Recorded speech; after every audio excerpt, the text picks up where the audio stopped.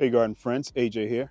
I'm hoping that this mic is picking me up this far away from the camera. This is a Hollyland Lark M1, I believe, and it's supposed to have a pretty good range. So today's video, I'm not really doing any serious work, but I am doing a site survey. I intend on getting chickens. So uh, I'll take you guys to the location where I intend on putting the chickens. The county wants any chicken coop or chicken run to be 5 feet away from the property line. All right. But it's going to be so far in the back, I really don't think any of the neighbors are going to even know I have chickens. So let's go.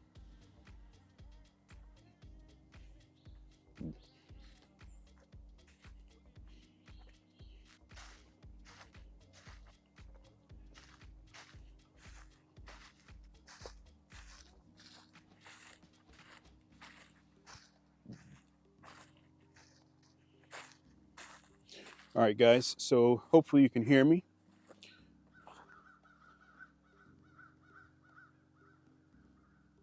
Seems like our crows have found some food or activity. They're going batshit. So this back area right here, I rarely show. All right, I rarely show this area, and I think the only thing I have planted over here is a Nandina domestica. So this area looks like a dump site.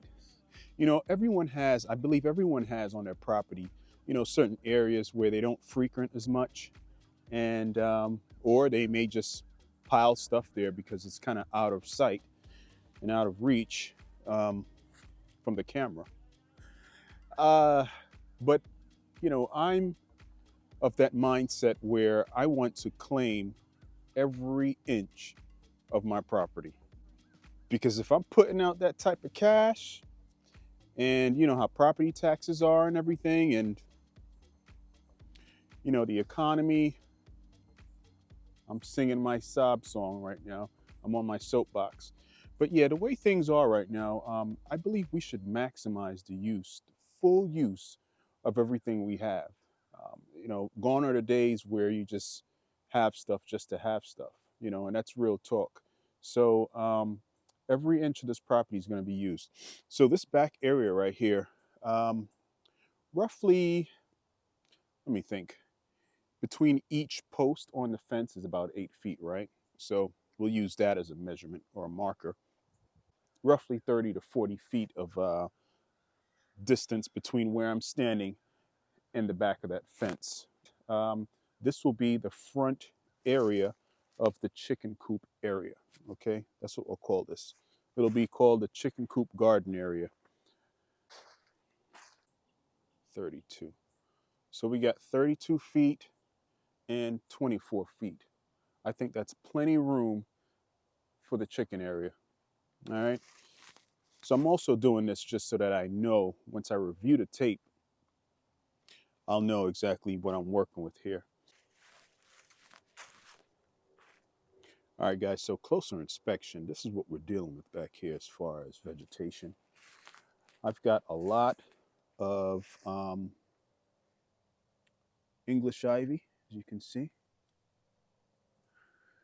Now, when I first got to the property, I was trying to get rid of a lot of it. You can see some trailing up that tree right there, which I think I've sprayed. And that right there. And, oh, buddy, right there. I mean, it's not horrible, but you know, the thing with poison ivy, but the thing with English ivy is if you don't want it in a certain area, it becomes a real nuisance. But as far as just covering ground and providing a habitat for wildlife, it's fine. But you know, this is an area I'm planning on reclaiming, so clearly it's going to be in the way. Then I'm dealing with a lot of this right here, okay, which is kind of like a wild rose. So you can see the thorns. You can see the thorns. And they tend to shoot straight up. They grow totally upright, and they're very wiry, and they get into everything. Some right here. These are all kind of short because, you know, I do periodically come through here and just cut them back. I come through and I make sure I cut them back to prevent them from growing so wild. There's one that's going up the fence. There's another one right here that's going up the fence. You guys get the point. Also, there's a lot of Japanese stilt grass, which is an annual. Looks like straw right there. It is extremely invasive. I believe a lot of people, probably in this region of the Mid-Atlantic, are dealing with Japanese stilt grass. And it's so invasive that it overruns your property in one season. It spreads by seeds and runners, I believe. This is the Nandina domestica, which has some pokeweed, which is a dead annual at this point, growing up along it. There's some of the beautiful berries of the Nandina. Gorgeous plant, but I may have to move it. So again, from my understanding, PG County's animal ordinance for chickens requires a 5-foot space between the property and the established structure, okay, or the run. All right, so my first post right here, 5 feet from the property line, from the fence. We'll start there. So that ordinance of 5 feet from the property is kind of cutting into the amount of space I have to play with to actually put the coop. So right here, this is more than enough frontage. I want to first get a measurement of the total area that I'm going to work in. So that's the purpose of this survey. Okay, it's about 15 feet. Go ahead and tack that in. Always good to do a site survey and put up your markers. Just framing out the actual area that you're going to work with. We're going to go from this marker right here to just shy of 5 feet from that rear fence. All right. All right, I know you guys can't probably see me, but that's okay. We got 1 foot, 2, 3, 4, 5, roughly right here. So guys, I did have a site survey of this property when I first moved in. I mean, it's what you have to do when you acquire a new property. It's advisable that you get one. Not everyone gets one though. So this is 5 feet. And now we're going to work that direction. I tell you, I just got nicked by one of those sharp rose canes. I don't even know what to call it. I'm going to research exactly what species of vine that is. I'm going to have to find more organic means of getting rid of this vine. Probably just some good old elbow grease, if you know what I mean. That's right. All right, so from here to here, let's see if we got the same measurement as up front. All right, guys, this may be kind of a boring video, you know. Not everybody's eager to see someone do a site survey, but I'm just sharing my journey with you guys. All right, so I've already established that I'm 5 feet from the fence, and I want to see if I still have the same length from this side of the area to this side over here. And I've got a few inches shy of 15 feet. All right, so we're gonna bring this over additional 4 inches.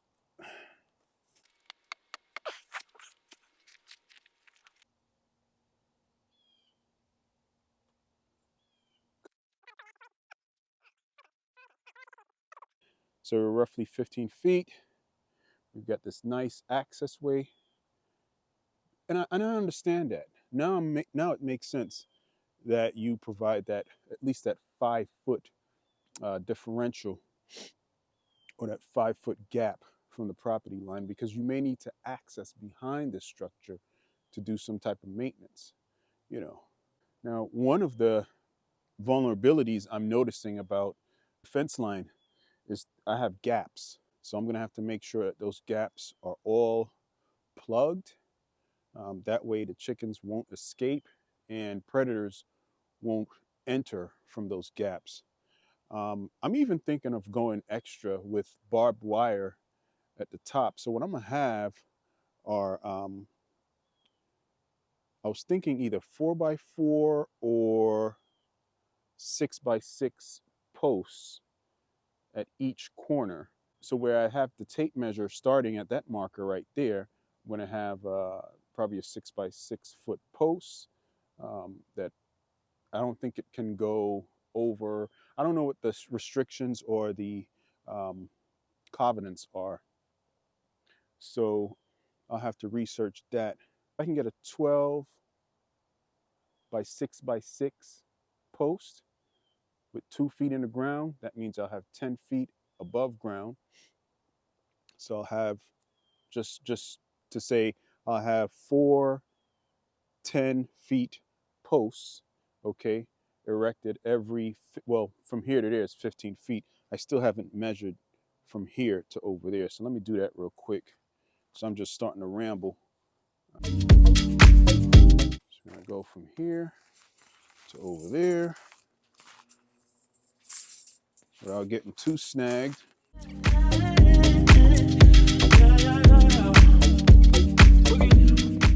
26.5 feet.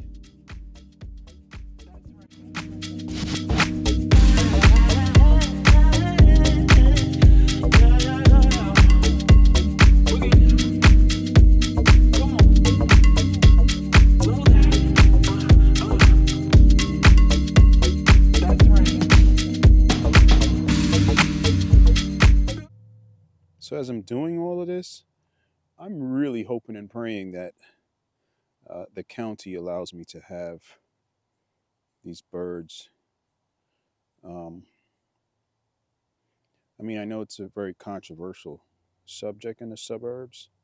You know, when you're out in the country, it's a different story. I mean, you know how country life is. It's your property, it's your land, point blank, period. But when you're in the suburbs, you do have that argument from people who are against it, saying that, you know, it brings down the property values. You know, it's they're noisy, they're smelly, they spread diseases. All of these things I've come across online as I was doing my research on backyard chickens. So, you know, it's definitely going to be a fight. Like, all around the coop area, I'll have motion sensing lighting. So when I'm at the house and I'm looking out, you know, at night, I can see perhaps predators or stray animals or whatever have you are kind of snooping around the coop. So, guys, I've been looking into different models of chicken coops, different chicken coop builds. I've been looking at prefab. I've been looking at prints and diagrams and such. But I got to tell you, now I know personally I don't have the time to actually build one from scratch, even if I am using some diagrams. I just got to keep it real. Um, Unless I exclusively work on that project, which I just know I don't have the time. So I was seriously considering prefab. The thing is, I've been looking at a lot of the reviews and some of these pictures. You know, I gotta say, and not to beat up on my shipment people, but a lot of shipping companies do not take the time, and they don't have the time and patience to, or maybe it's out of their control, to safely deliver something. across country. I don't know. It's just crazy because there's so many damaged products and things just look like shambles when they open the package up. And I know me, I'm not gonna keep that. I'm not gonna keep it and try to patch it up or whatever and try to make it work. I'm gonna return it. And I just foresee that happening and I don't want that drama. So what I plan on doing is retrofitting a shed. So I've been looking at some wooden sheds, some vinyl sheds, some resin sheds, some metal sheds. Um, I'm kind of narrowing it down to some resin sheds, something that's roughly, I want to say 6 by 8. Maybe that's on the larger side, but something that's 6 by 8, roughly 6 feet tall. And I do plan on at least making a platform to put that structure on. And I'll just fit it out. I'll get some nesting boxes. I only plan on having roughly no more than 6 birds. All right, I'm thinking 4, so I may end up getting something like 5, 6 tops. And I know there's such a thing as chicken math. You guys can look that up. But I like to start on the smaller end. That's if I'm even approved. All right. And then see how that works out. Now, I am putting this on the far end of the property. So, when it comes to tending to certain things, the farther away from the house, the less likely you are to tend to them. However, these birds, they're living things, and you know, it's an exchange. I mean, I need something from them, and they're going to need something from me. So I think I'll put in the effort. Well, I know I will. I'll put in the effort to come back here and tend to them. And another thing with chickens, I'm understanding is you need to be personal. You need to be personal with them, and I'm talking about backyard chickens, guys. I'm not talking about folks who are doing this for a living, and they're in the poultry business. I mean, I understand that's not physically possible, but yeah, they're quite social creatures. They're very clicky, um, and so you're going to need to spend as much time as possible with your chickens. You know, Probably a half hour a day, I would say. Give them some time, observe them, see what their characteristics are, um, see what kind of temperament you're working with, and I think it's going to be a joyous experience. I'm following several YouTube friends who have chickens, and I understand it's going to take a lot of work. It's going to take you know a lot of time and effort, and uh, I'm willing to go that extra mile. Those who know me know that if there's something I'm really passionate about, I will go the extra mile. And so when it comes to these chickens, I'll definitely do that. I'll definitely do that. Let me think. I already have this raised bed right here, so I can use that as a marker, a rough marker as to where the actual chicken coop will be situated. So let me put some gloves on and move that to where I'd like that to be. All right. So this metal bed is roughly 4 by 8. All right. And I see an area right over here where I'd actually like to put the coop. So I was saying earlier, I was going to get a shed and retrofit it. So that shed's going to be no more than 8 feet wide. All right. So we'll turn this around sideways. And I'm thinking about this area right here. This area right here. Probably disturbing some habitats. Clearly, I'm on this end right here. I'm going to limb up this tree, this Nellie Stevens holly behind me. I got to cut this down because I plan on walking back and forth, and I don't need to be getting snagged here.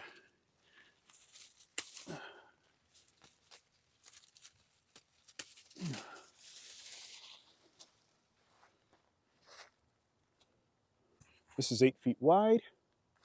And so let's just say this will be the front of the coop. All right. The nesting boxes will be on this side. Now, I don't think the shed is going to be 4 feet wide. I may make it 6 feet wide. So 4 by 6. That's a nice footprint to work with. So let's say 2 more feet out front here. 1, 2. We'll just put these in the back. 2 feet in the back. So 1.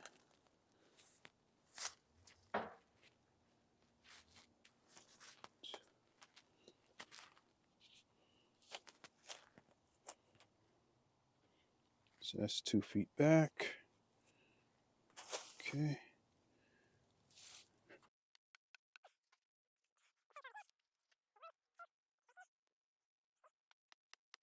All right, guys. So I have my mock chicken coop, which will be the retrofitted shed. All right. Here's the front. This is 8 feet, 8 feet wide, 6 feet deep.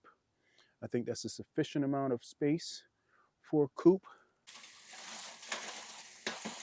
All right. So something like this. I just know I have this tree as an obstruction behind me. And so I'll have this raised too. All right. Because I would like the coop to be raised so the chickens can have an area to get shade during the hot periods of the day. All right. During the hot times of the day, I'd like the chickens to have about a good 2 feet shaded area underneath the coop. So nesting boxes either here or over here, since I've moved this over. All right. So nesting boxes over here. This door will be kept closed if it's a double doored shed. I'm going to have a max of 6 chickens and probably a minimum of 4. All right. So I'll have 2 nesting boxes, which will be mounted on the outside, and I'll cut a perforation on the inside so that they'll have access to them. So this coop will be double doored since I'll be retrofitting a shed. All right. So this door over here I'll keep closed at all times. And this will be my access door right here. And I was thinking with the roosting bars, I know different chickens need to have various heights, okay, that they feel comfortable roosting on. So I'll put in 2 roosting bars, and I rather have it going from front to back. All right. So 6 feet, 6 feet roosting bars going front to back. I know they have a pecking order, so the ones on the top of the pecking order will be on the higher bars. At least that's how I understand it. And the lower part of the pecking order, they'll be on the lower bar. All right.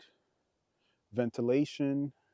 I've been looking at some really interesting YouTube videos on ventilation, and I know it's a very important part of building a coop. You want to make sure that the living quarters are highly ventilated to cut back on diseases and smell, okay, and moisture buildup. So that's very important. I intend on using the deep litter method, which means you clean out the chicken coop no more than 3 or 4 times a year. All right. Well, the bedding, that is. So I understand for minimum maintenance, you do a deep clean on the entire coop once a year. I'll hold myself to it, and I'll do it twice a year. All right. And obviously, during both of those times, I'll totally clean out all of the litter. All right. Now, since I'm going to have this coop elevated, I'm going to have to make sure that that floor is structurally sound. Okay. So, like I said, I'm going to have it up on a platform, and then I'll just obviously get some plywood, cut it 6 by 8. All right, and that's what the shed will be sitting on top of. Um, I still haven't determined whether the shed will have a floor or not. Um, Either way, I'll still have the platform base. Um, I intend on flooring it with linoleum or something that's very smooth and easy to clean out um, during those 3 or 4 times a year. And, I've just got to make sure that I really predator proof this chicken coop. I mean, that's my main concern because I know from observing, activity in this neighborhood, really, since I've lived here, I know we have a lot of hawks, falcons. Um, there's some owls I've heard uh, back in there because that back area, let me show you guys. So here's the coop footprint. But beyond that, back there, you see all of that forest back there. All the woodlands are back there. Um, it's people's property, but it's just not been habitated. So, you got a lot of wildlife back there. I've seen hawks, I've seen falcons, I've seen owls, I've definitely heard them.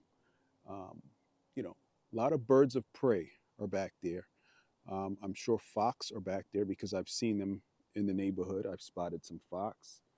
So those are just two of the predators that I need to make sure this coop area is well protected, you know, well proofed out.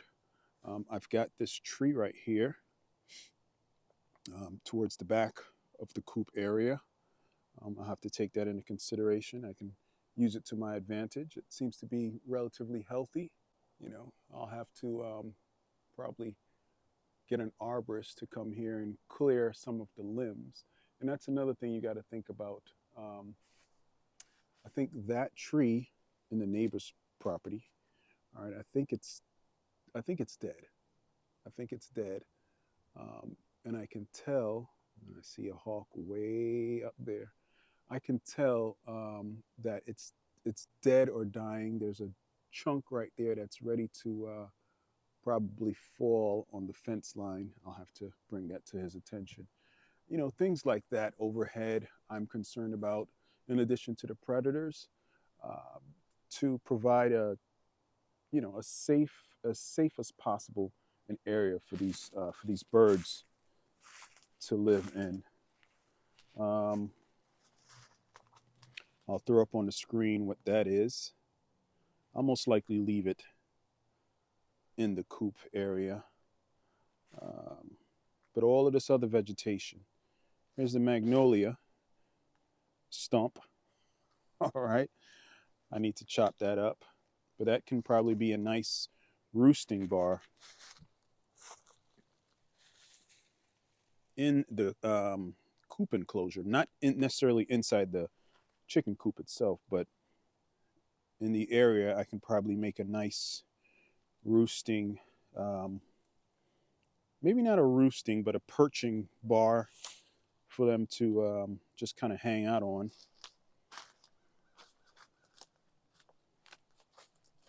And I've got a lot of other chunks of maple, oak branches and stuff like that that I can use as well for them to hop up on. At the end of the day, chickens are still birds, and birds like to perch. I don't know if I'll keep that Nandina there. I'll probably have to move it. Um, so yeah, that's this little corner of the property, guys. And for my own knowledge, I think I took a lot of notes for myself as to what to work with.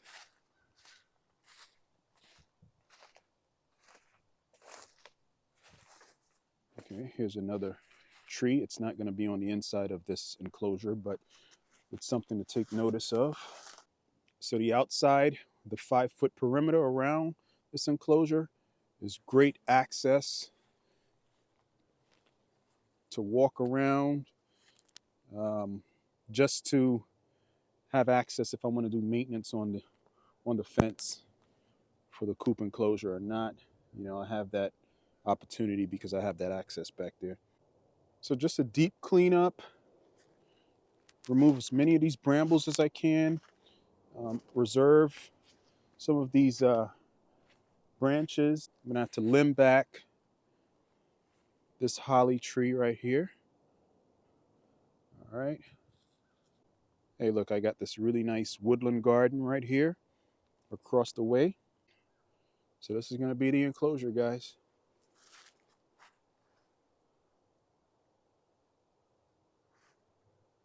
I think they'll love it.